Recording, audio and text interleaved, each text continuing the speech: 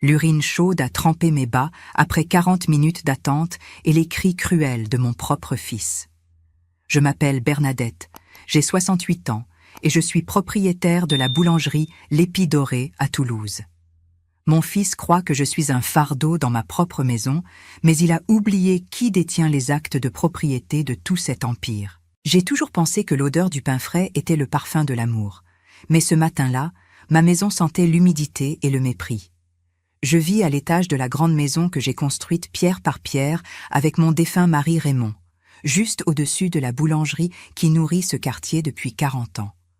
Mes mains, maintenant tachées et aux articulations gonflées par l'arthrite, ne sont pas des mains de princesse. Ce sont des mains qui ont pétri des tonnes de farine, qui ont porté des sacs lourds et qui ont compté chaque centime pour que Sébastien, mon fils unique, ne manque jamais de rien. C'était peut-être mon erreur, tout lui donner sans jamais rien demander en retour. À mon âge, le corps ne prévient plus, il exige. J'ai un problème de vessie, quelque chose de courant pour les femmes qui ont accouché et travaillé dur. Le médecin m'a dit que je ne peux pas me retenir longtemps. Sébastien le sait. Il le sait parce qu'il m'a lui-même accompagné au rendez-vous quand il était de bonne humeur ou quand il avait besoin de me demander de l'argent pour ses affaires qui n'aboutissent jamais. Ce matin-là, l'urgence m'a frappé fort. Je me suis levé du fauteuil où je vérifiais les factures d'électricité, qui ont d'ailleurs beaucoup augmenté depuis que Sébastien est revenu vivre chez moi après son divorce. J'ai marché aussi vite que mes genoux me le permettaient vers la seule salle de bain complète de l'étage. La porte était fermée et on entendait le bruit de la douche à pleine puissance. La vapeur s'échappait sous la porte. J'ai frappé doucement d'abord. Personne n'a répondu, seulement le bruit de l'eau qui coulait, gaspillée. Ma vessie a commencé à me faire mal, une douleur aiguë dans le bas-ventre qui m'a fait croiser les jambes instinctivement. J'ai frappé à nouveau, plus fort cette fois, avec le désespoir de celle qui sait que le temps presse. « Mon fils, s'il te plaît, c'est urgent. Ouvre-moi un instant. » La réponse que j'ai reçue n'était pas celle d'un homme de 42 ans, élevé avec des valeurs. C'était le rugissement d'une bête mal élevée. « Attends dehors comme un chien, vieille casse-pied, je suis occupé. » Les mots m'ont frappé plus fort qu'une gifle. Comme un chien. C'est ainsi qu'il me voyait. Pas comme la mère qui l'a soigné pendant ses fièvres. Pas comme la femme qui a payé son école de commerce. Pas comme la propriétaire de la maison où il se douche gratuitement avec l'eau chaude que je paie. Je suis resté paralysé.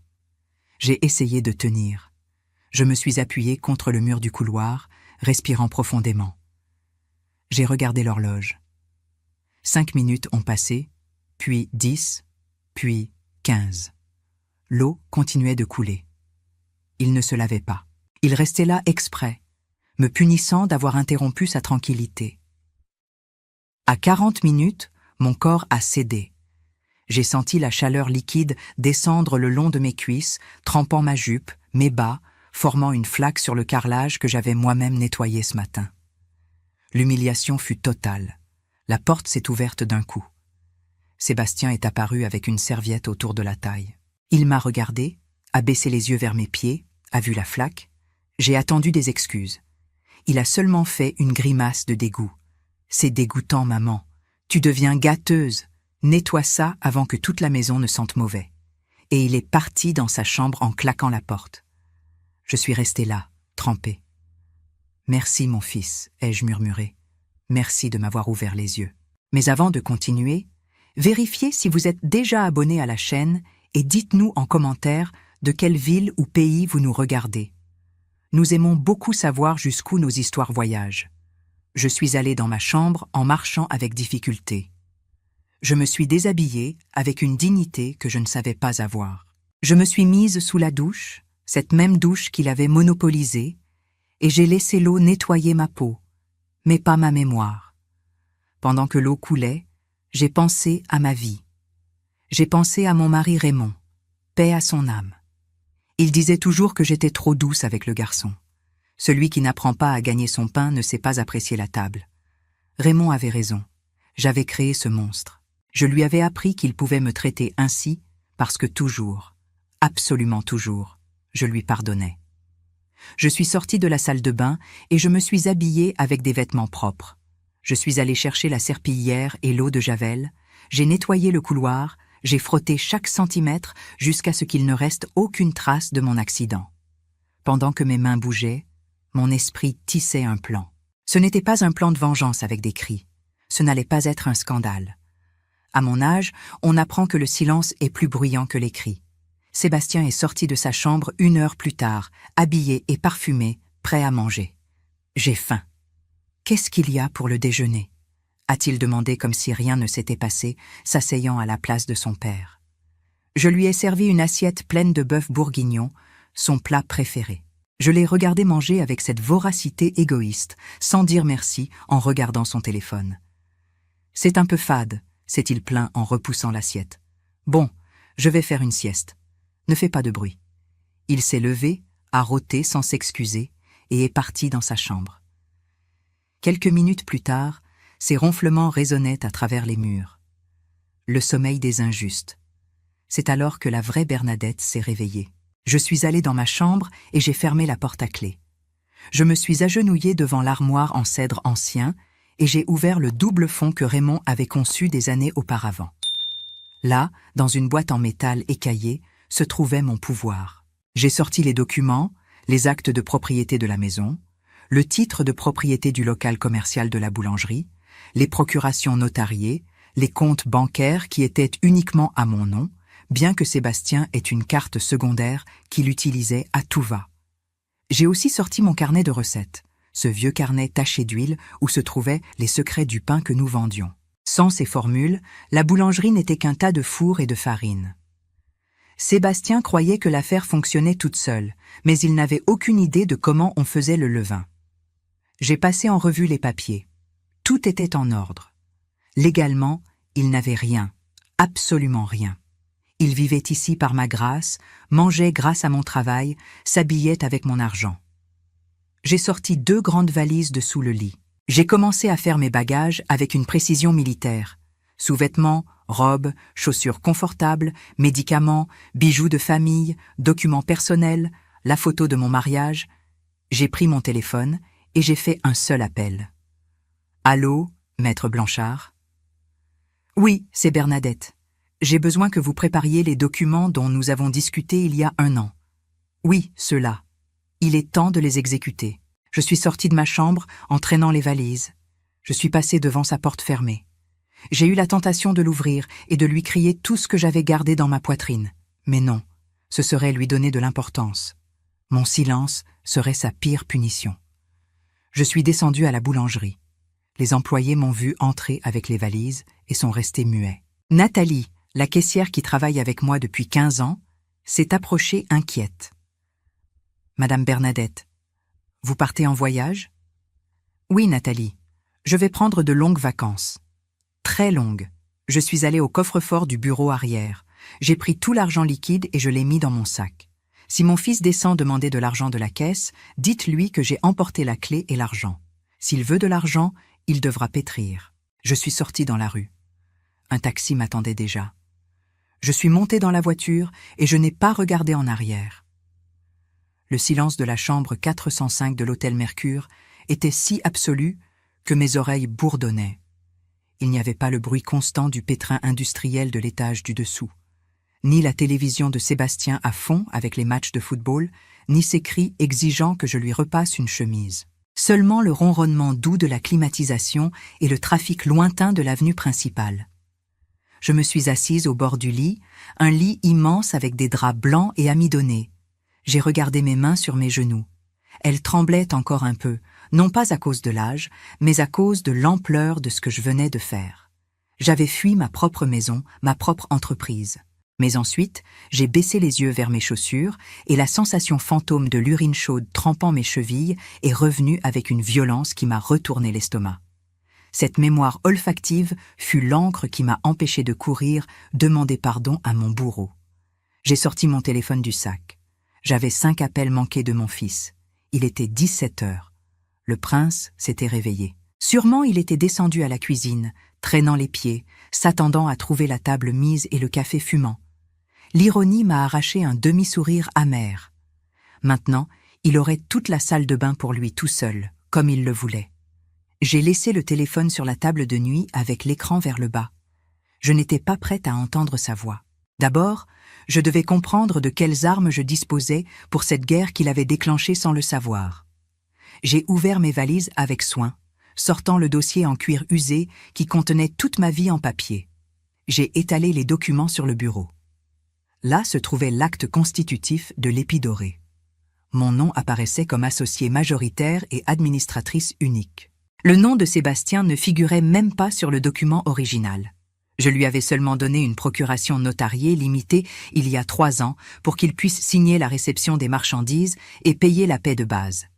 Il croyait que ce papier faisait de lui le propriétaire, mais il ne s'était pas donné la peine de lire les petites lignes. Cette procuration est révocable à tout moment et n'octroie aucun droit sur la propriété de l'immeuble ni sur les comptes d'investissement. J'ai sorti mon livret d'épargne de la caisse d'épargne. Sébastien connaissait le compte courant du Crédit Agricole, celui que nous utilisions au quotidien, mais il ignorait l'existence de ce compte où j'avais économisé euro après euro les bénéfices des commandes spéciales de mariage et de baptême que je faisais personnellement. J'ai regardé le solde et j'ai soupiré de soulagement. J'avais assez pour vivre dans cet hôtel 3 mois si je le voulais. Mon téléphone a vibré à nouveau. C'était un message. « Maman, où es-tu? J'ai faim et il n'y a rien de prêt. Arrête ton cinéma et réponds. Pas mes mains, s'il te plaît, pas mes mains, tu vas bien, seulement des ordres et des réclamations. » J'ai pris le téléphone. Je ne lui ai pas répondu. À la place, j'ai cherché le numéro de la banque. J'ai accédé à mes comptes en ligne. J'ai cherché l'option d'administration des cartes. J'ai sélectionné la carte au nom de Sébastien. J'ai sélectionné « Annuler définitivement ». Confirmer. À cet instant précis, le plastique que Sébastien portait dans son portefeuille est devenu un morceau de déchet inutile. La prochaine fois qu'il essaierait de payer son whisky ou son dîner, le terminal refuserait la transaction. Mais je n'avais pas terminé. J'ai cherché le contact de Maître Blanchard. Je veux qu'un communiqué officiel soit envoyé demain à la première heure au fournisseur. Le communiqué doit dire qu'à partir de cette date, toute commande qui ne porte pas ma signature autographe ne sera ni reconnue ni payée par l'Épidorée. Cette nuit-là, j'ai dîné dans la chambre, une soupe à l'oignon et un filet de poisson avec un verre de vin de Cahors. J'ai trinqué avec mon propre reflet dans la vitre. À toi, Bernadette, et au chien qui n'attend plus dehors. Le samedi matin arriva avec un ciel gris et lourd, de ceux qui annoncent l'orage, mais la vraie tempête, c'était moi qui l'avais déclenchée. Le week-end à l'hôtel avait été un baume pour mon corps, mais une torture pour mon cœur de mère. Cependant, chaque fois que le doute essayait de pointer le bout de son nez, je me rappelais la sensation humide dans mes bas et la voix de Sébastien me disant d'attendre dehors. Cela durcissait ma volonté. À 8 heures du matin, après un bain long et tranquille, je suis descendue au restaurant de l'hôtel. J'ai commandé une omelette aux fines herbes et un café. Pendant que j'attendais, j'ai sorti mon téléphone. L'écran s'est illuminé avec une liste interminable de notifications. 20 appels manqués de Sébastien, 15 messages qui allaient de l'exigence à l'insulte et finalement à la confusion. « Où es-tu ? Le camion de farine n'est pas venu. »« Maman, réponds. Monsieur Gérard dit que tu as annulé la commande. Il n'y a pas de farine pour l'équipe de l'après-midi. » J'ai souri en buvant une gorgée de mon café. Ce n'était pas du sabotage, Sébastien, c'était de l'administration. Pendant des années, il s'était vanté auprès de ses amis qu'il gérait l'affaire, alors qu'en réalité, la seule chose qu'il faisait était de s'asseoir à la caisse et de flirter avec les clientes. Maintenant, il allait découvrir ce que signifiait vraiment gérer l'Épidorée. J'ai composé le numéro de Monsieur Gérard, mon fournisseur de farine de confiance depuis 30 ans. « Bonjour, Monsieur Gérard. Bernadette à l'appareil. Madame Bernadette, je suis vraiment désolée de vous déranger, mais votre fils, enfin, le jeune Sébastien, est fou de rage ici devant le local. Il a presque grimpé dans le camion pour descendre les sacs de force. J'ai dû dire à mes gars de remonter les vitres. Vous avez bien fait, Monsieur Gérard. Lui, avez-vous remis la notification du notaire? Oui, madame. Compte suspendu jusqu'à nouvel ordre de la titulaire. Sébastien me criait qu'il était le propriétaire, qu'il allait me poursuivre en justice. Mais je lui ai dit, écoutez, jeune homme, ici la signature qui compte, c'est celle de votre mère. Et s'il n'y a pas de signature, il n'y a pas de farine. Merci pour votre loyauté, Monsieur Gérard. Je vous appellerai bientôt. J'ai raccroché, j'imaginais la scène. Sébastien, avec sa chemise de marque et ses chaussures italiennes faisant une crise sur le trottoir pendant que les voisins le regardaient. J'ai appelé Nathalie. « Madame » a-t-elle répondu aux premières sonneries, sa voix tremblante. On entendait du bruit en arrière-plan, l'agitation de l'après-midi dans la boulangerie. « Nathalie, c'est moi. Comment ça se passe ?»« Oh, Madame Bernadette, c'est un désastre. Monsieur Sébastien a chassé Monsieur Gérard, et ensuite il a envoyé l'aide acheter de la farine au supermarché en taxi. Imaginez, acheter de la farine au kilo, au prix de détail. Le pain d'aujourd'hui va nous coûter une fortune. Et le levain, c'est le pire. Marcel dit que la pâte du réfrigérateur sent bizarre. Il dit que vous lui donnez toujours la touche finale avant de cuire, et que sans ça le pain ne va pas lever pareil. Sébastien lui a dit de ne pas raconter de bêtises, que ce n'est que de la farine et de l'eau, et de l'enfourner comme ça. J'ai senti un pincement au cœur. Mon pain, ma réputation. S'il sortait du mauvais pain, les clients iraient à la concurrence. Mais j'ai dû me rappeler que parfois, il faut laisser le bateau couler un peu pour que le capitaine apprenne à naviguer. Écoute-moi bien, Nathalie. Si le pain est mauvais, ne te mets pas en avant. Que les plaintes soient reçues par Sébastien. Ce soir-là, j'ai exécuté la phase 2. J'ai ouvert l'application d'Enedis et j'ai signalé une irrégularité électrique dans le local. J'ai écrit dans le commentaire que je soupçonnais un vol d'énergie et que je demandais une coupure préventive pour inspection immédiate. À 21h, j'ai reçu un message de Nathalie. « Madame, l'électricité a été coupée dans la boulangerie et dans la maison. » Les gens d'Enedis sont venus et ont baissé le disjoncteur. Ils disent qu'il y a une irrégularité. Monsieur Sébastien est dans le noir en criant avec la lampe de son téléphone. On a dû jeter toute la pâte du service de nuit parce que les frigos se sont éteints. J'ai répondu immédiatement. Rentrez chez vous. Fermez bien les rideaux de fer. N'ouvrez pas demain non plus. Prenez le week-end. Je vous paierai quand même. J'ai imaginé Sébastien dans l'immense maison obscure, sans télévision, sans Internet, sans climatisation, sans eau chaude parce que la pompe est électrique. Seulement lui et sa conscience, dans l'obscurité de la maison que j'ai construite et qu'il a méprisée. Le lundi suivant, je suis revenu. La vraie tempête, je la portais sur le siège arrière du taxi. Maître Blanchard, le notaire, était assis à côté de moi, révisant des papiers dans sa serviette en cuir. C'était un homme de peu de mots, de ces notaires à l'ancienne qui inspirent le respect rien qu'en ajustant leurs lunettes. Le taxi a tourné au coin de ma rue et mon cœur a fait un bond. Là se trouvait l'Épidorée, mon orgueil, ma vie, mais elle avait l'air triste. Le rideau de fer était baissé, chose inouïe pour un lundi à 8h du matin, heure à laquelle l'odeur du pain chaud devrait inonder le quartier. Il y avait un groupe de voisins qui murmuraient sur le trottoir et appuyé contre la porte d'entrée de la maison, assis sur la marche comme un enfant puni, se trouvait Sébastien. Il avait l'air terrible. Il portait les mêmes vêtements que vendredi, froissés et sales. Il avait une barbe de 3 jours et des cernes profondes. En voyant le taxi s'arrêter, il s'est levé d'un bond. Je suis descendu de la voiture avec un calme que je ne ressentais pas. Sébastien a couru vers moi, mais Maître Blanchard s'est interposé subtilement, créant une barrière invisible mais ferme. « Maman, tu apparais enfin !» a crié Sébastien d'une voix rauque. « Tu as une idée de l'enfer que ça a été ? Sans lumière, sans eau, sans nourriture, 300 kilos de pâtes se sont gâtés. Ça pue partout, ça pue. » Je me suis arrêté devant lui. Je l'ai regardé de haut en bas. Je n'ai pas vu mon fils. J'ai vu le résultat de ma mauvaise éducation. « Bonjour Sébastien. Je vois que tu as survécu. » Nous sommes montés au bureau de l'étage. L'atmosphère était sinistre, mais j'ai ouvert les volets d'un coup, laissant la lumière crue du matin illuminer le chaos. Il y avait des papiers jetés par terre, une bouteille de whisky vide sur mon bureau et des restes de nourriture. Je me suis assise dans mon fauteuil pivotant, le fauteuil de la propriétaire. « Assieds-toi, Sébastien, ai-je ordonné. Je ne veux pas. Je ne te demande pas. Assieds-toi. Ou nous appelons la police pour qu'ils te sortent pour invasion de propriété privée. » Sébastien a ouvert grand les yeux et s'est laissé tomber sur la chaise des visiteurs. « Invasion. C'est ma maison. »« Non, » a dit Maître Blanchard en sortant un dossier épais. « C'est la première correction de la journée.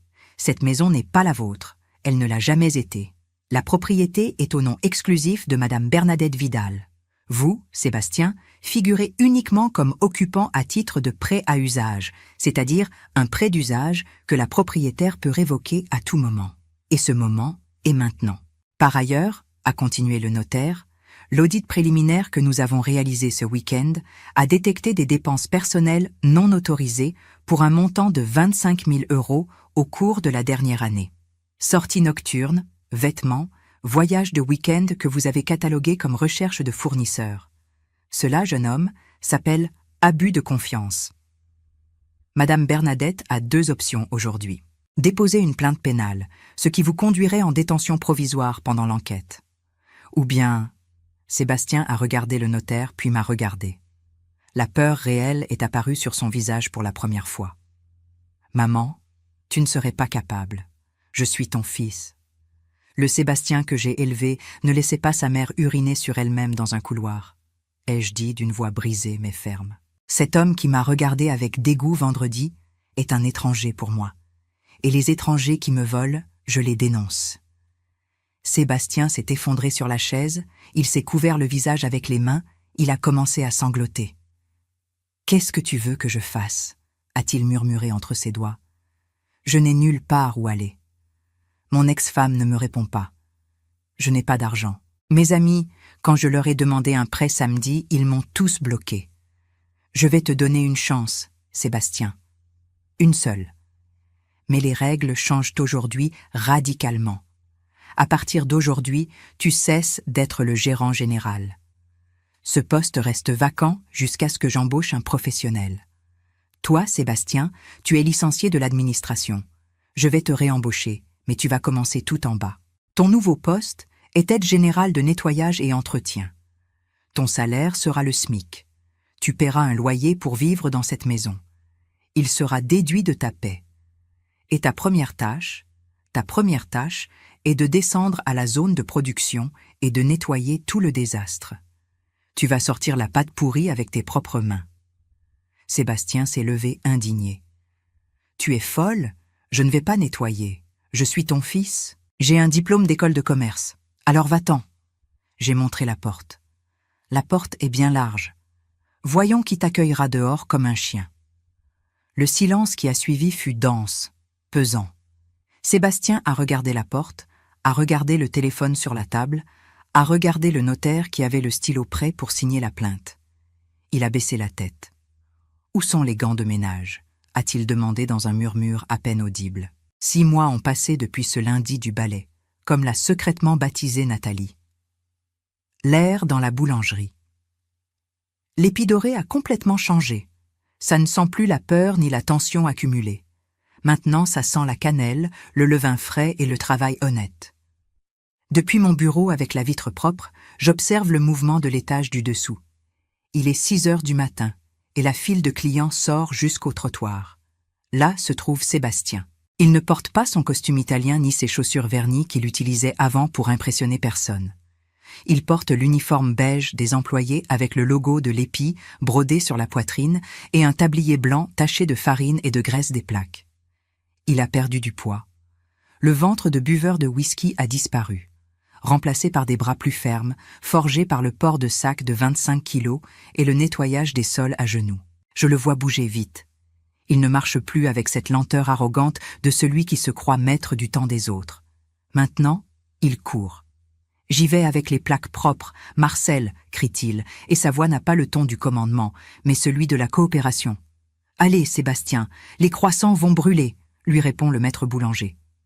Et pour la première fois depuis des années, j'entends Marcel rire. Ce n'est pas un rire moqueur, c'est le rire de compagnon de tranchée. Sébastien a cessé d'être le petit patron pour devenir une partie de l'engrenage. Je suis descendu 1 heure plus tard. Sébastien s'est arrêté un moment, il s'est essuyé la sueur du front avec l'avant-bras. Il m'a regardé.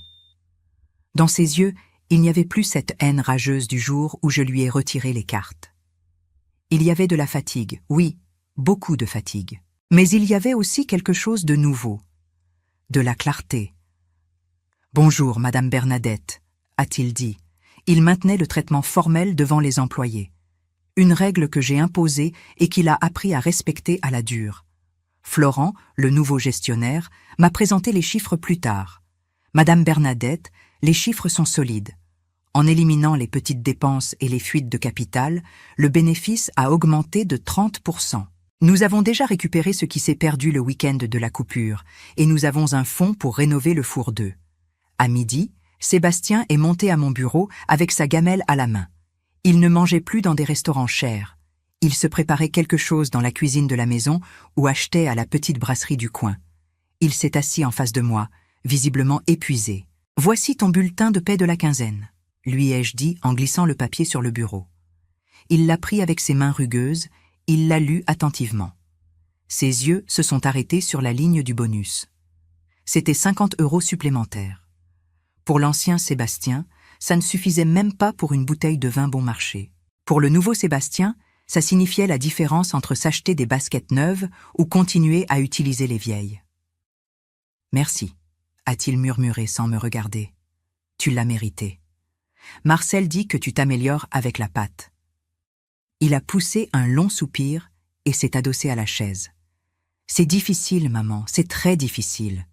J'ai mal à des muscles que je ne savais pas avoir. Et les gens, certains voisins se moquent quand ils me voient sortir les poubelles. C'est vrai, mais au moins maintenant je dors tranquille. Quand je me couchais avant, je pensais toujours à quel mensonge j'allais te raconter pour te soutirer de l'argent.